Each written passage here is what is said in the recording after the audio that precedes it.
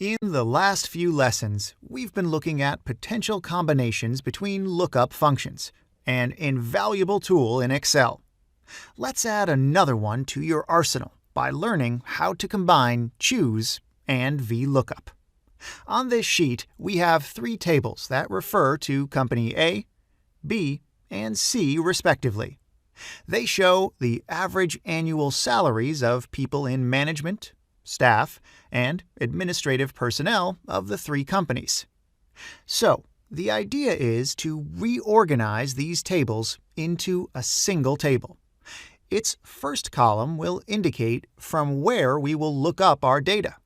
For instance, here we would like to obtain the annual salary of the people in the management of Company A, a value contained in Table 1. Here, instead, we will refer to the management of Company B, written under Table 2. Same here, but for Table 3. Okay, this is clear. I will get the numbers with the help of Vlookup and choose. Let's start with Vlookup. We need a lookup value first. This must be the department indicated in this cell here, right? Now, observe what I am going to do.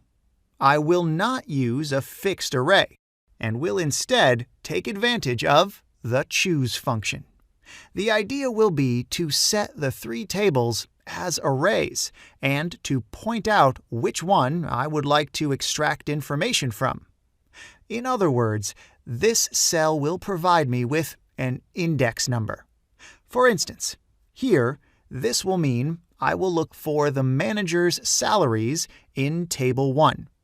Here, in Table 2, and so on. Good. So I must select the three areas corresponding to the tables. Let's not forget to fix their cells because I would not like to change the arrays when I copy and paste the formula downwards. Everything seems to be going smoothly so far.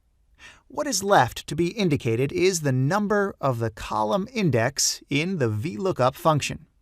The tables above have only 2 columns. Then, as usual, I will type 0 because we need an exact match. Okay, let's press Enter. Great! This is the correct number. Let's see if the formula will work properly when I paste it down.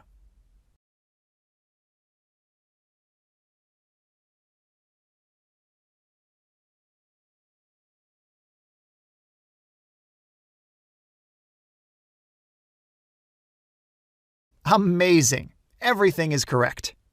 This is another way of building a flexible lookup function. Remember, proper preparation prevents poor performance.